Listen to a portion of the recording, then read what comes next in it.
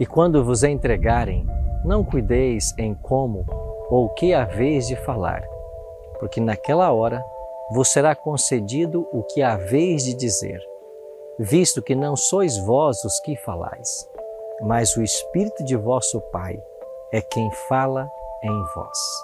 Antes mesmo que a Bíblia fosse traduzida para o inglês por Wycliffe, o povo da Boêmia, hoje a República Tcheca, já tinha a Bíblia no seu próprio idioma e cultuava ao Deus verdadeiro.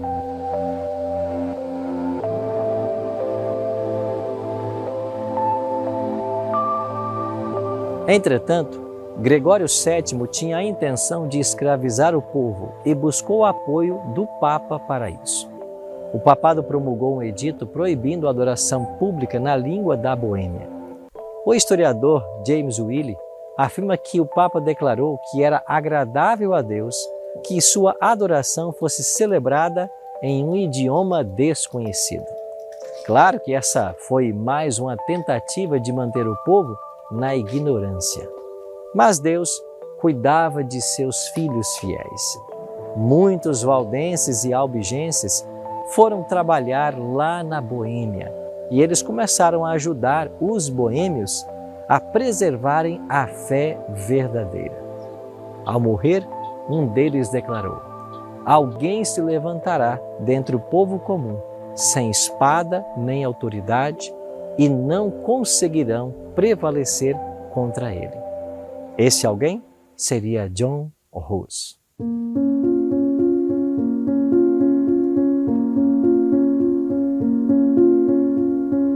Hus nasceu em um lar humilde e ficou órfão bem cedo após a morte de seu pai. Sua mãe, uma mulher muito devota, acreditava que a educação e o temor a Deus eram os bens mais valiosos. Por isso, fez todo o esforço para proporcionar essa herança ao filho Hus. Ele estudou na escola da província e então partiu para a Universidade de Praga, aonde foi admitido como um bolsista de caridade. Na universidade, Hus chamou a atenção por seu rápido progresso. A sua conduta, a sua bondade era cativante e faziam todos o admirarem. Era um seguidor sincero da Igreja Católica Romana e buscava fervorosamente as bênçãos espirituais que a Igreja alegava distribuir. Após concluir a universidade, Hus entrou para o sacerdócio e logo foi nomeado professor e mais tarde reitor da universidade. Ele se tornou o orgulho de seu país e seu nome foi honrado por toda a Europa. Hus entrou em contato com os escritos de Wycliffe e sentiu-se inclinado a ter uma visão favorável das reformas que Wycliffe estava promovendo. Sem o saber, ele já começara a trilhar um caminho que o levaria bem longe de Roma. Chegou o dia em que Jerônimo aderiu à reforma e a vida dos dois pregadores se uniu de tal maneira que nem mesmo a morte seria capaz de separá-los. Por meio desta união e da união de seus esforços, a reforma rapidamente se disseminou em vários lugares. Deus permitiu que grande luz brilhasse sobre a mente daqueles homens escolhidos, revelando a eles muitos dos erros de Roma. Durante o tempo do cisma papal, quando 3 papas competiam pelo poder e pela supremacia, o mundo ficou confuso. Com ousadia cada vez maior, Hus então denunciava os terríveis abusos que eram tolerados em nome da religião. As pessoas acusavam Roma abertamente como a causa da miséria que tomava conta agora do mundo cristão. Como nos tempos bíblicos, Hus foi acusado de ser o perturbador de Israel.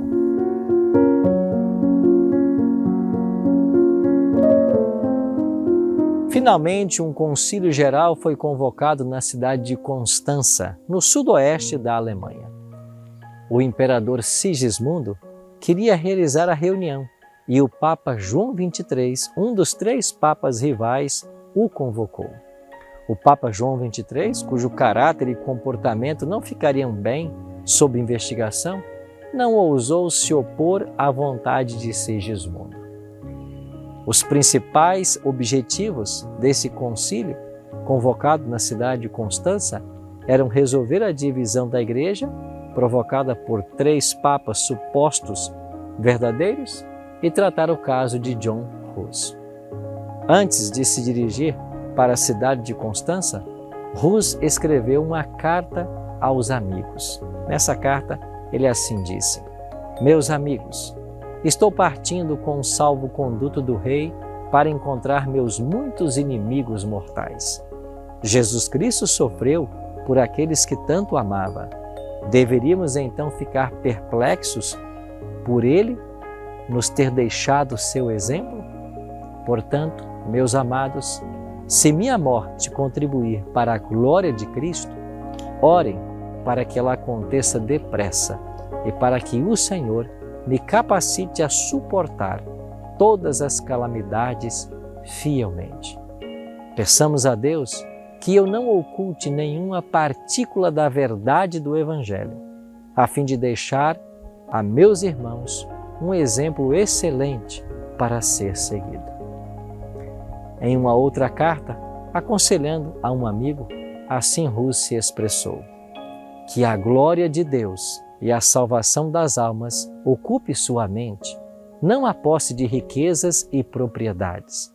Tome cuidado para não adornar a casa mais do que a alma.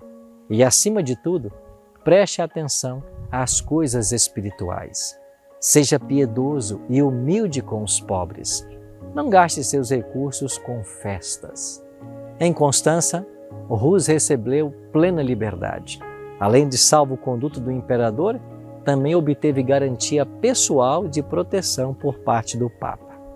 Contudo, devido às suas respostas e declarações, dentro de pouco tempo, o reformador foi preso por ordem tanto do Papa como dos cardeais e lançado em um calabouço terrível. Posteriormente, foi levado para um castelo forte do lado do rio Reno para ser mantido ali prisioneiro. Hus foi injustamente condenado nos mais baixos crimes: assassinato, simonia e adultério. Lançado na prisão e fragilizado por causa dessas falsas acusações e uma doença, ele quase morreu. Finalmente foi levado perante o concílio. Acorrentado, compareceu à presença do imperador, que havia se comprometido a protegê-lo. Com firmeza, apresentou a verdade e protestou solenemente contra as corrupções de Roma. E quando o concílio exigiu que ele escolhesse entre renegar as suas doutrinas e ser condenado à morte, Hus aceitou o destino de mártir. Acorrentado na prisão, Hus escreveu: Espero minha sentença de morte para amanhã, quando, com o auxílio de Jesus Cristo, nos encontrarmos novamente na deliciosa paz da vida futura. Você descobrirá o quanto Deus tem sido misericordioso comigo e o quanto Ele tem me sustentado em minhas tentações e provas.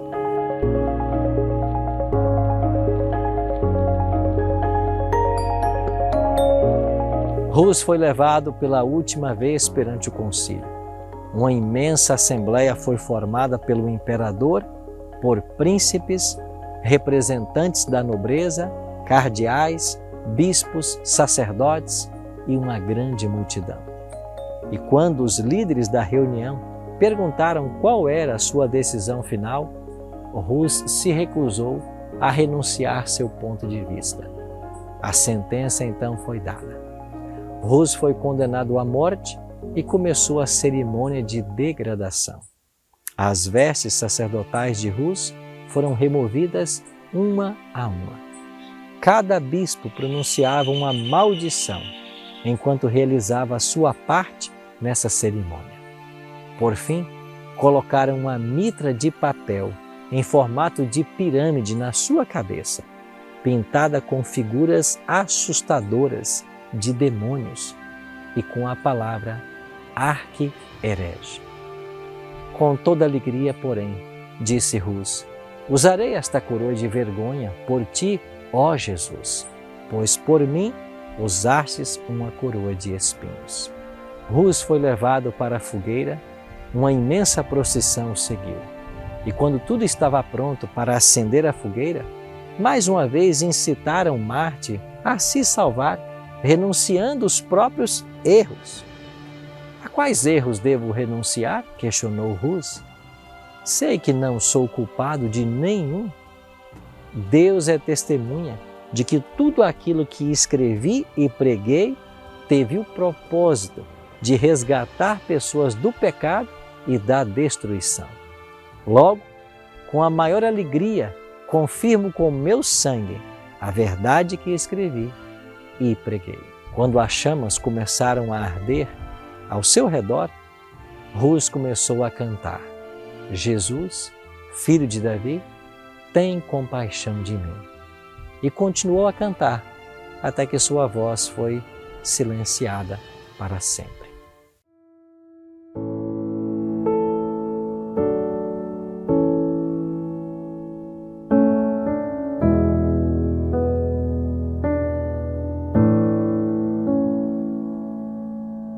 O testemunho de Rus no Concílio de Constança ecoaria ao longo das eras vindouras.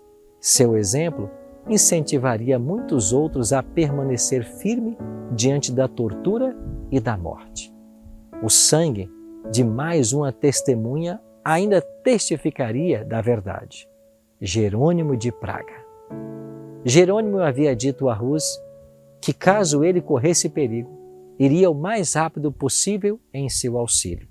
E quando ficou sabendo que o reformador estava preso, o fiel discípulo se preparou para cumprir sua promessa. Sem salvo-conduto, partiu para Constança e, ao chegar, percebeu que havia apenas se exposto ao perigo, sem a possibilidade de fazer nada por Rus. Fugiu, mas foi preso e levado de volta acorrentado. Foi jogado em um calabouço e mantido a pão e água. A crueldade de seu encarceramento o fez adoecer e colocou sua vida em risco.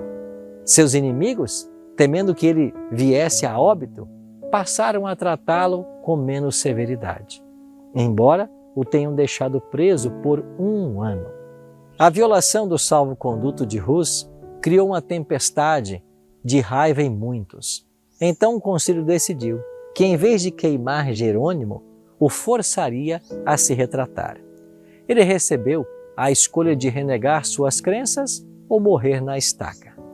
Fragilizado pela doença, pelas dificuldades da prisão, pela ansiedade e suspense, separado dos amigos e familiares, arrasado pela morte de Rus, Jerônimo cedeu. Comprometeu-se a aderir à fé católica e a concordar com o voto do concílio de condenar Wycliffe e John Rus. Sozinho em sua cela, porém, Jerônimo percebeu com clareza o que havia feito. E ele se lembrou da coragem e fidelidade de John Rus. Pensou no mestre que havia suportado a cruz em seu lugar. Então decidiu permanecer fiel. Jerônimo decidiu proclamar sua fé e seguir as pegadas de Rus como mártir até as chamas. Quando levado na presença dos juízes, Jerônimo se ajoelhou e orou, pedindo ao Espírito Divino que controlasse seus pensamentos para que não dissesse nada contrário à verdade. Naquele dia, cumpriu-se nele a promessa de Jesus. Mas quando os prenderem, não se preocupem quanto ao que dizer ou como dizer. Naquela hora, lhes será dado o que dizer, pois não serão vocês que estarão falando, mas o Espírito do Pai de vocês.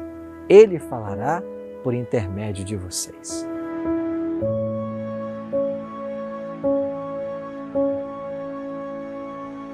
Jerônimo havia permanecido na masmorra por 1 ano, sem poder ler, nem mesmo enxergar. No entanto, apresentou seus argumentos com tamanha clareza e poder que parecia ter tido oportunidade de estudar esses argumentos sem interrupções por esse longo período. Ele os apresentou aos ouvintes a longa linhagem de homens santos, condenados por juízes injustos. Em quase todas as gerações, aqueles que procuravam elevar o povo de sua época eram excluídos. O próprio Cristo foi condenado como um criminoso em um julgamento injusto. Jerônimo então declarou seu arrependimento e testificou da inocência e santidade do mártir John Hus. Ele disse assim: eu o conheci desde a infância. Foi um homem de excelência, justo e santo. Foi condenado mesmo sendo inocente. Eu estou pronto para morrer. Não me desviarei diante dos tormentos que inimigos e falsas testemunhas prepararam para mim. Um dia, eles prestarão contas de seus enganos diante do grande Deus, a quem ninguém é capaz de enganar. Não demorou muito e Jerônimo foi levado para o mesmo lugar onde Hus perdera a vida. Eu visitei esse local, na cidade de Constança. Enquanto dirigido para lá, ele foi cantando pelo caminho, o rosto iluminado de alegria e paz. Para ele, a morte havia perdido o seu terror. E quando o capataz pisou atrás dele para acender a fogueira, o mártir exclamou: coloque fogo na minha frente. Se eu tivesse medo de morrer, eu não estaria aqui.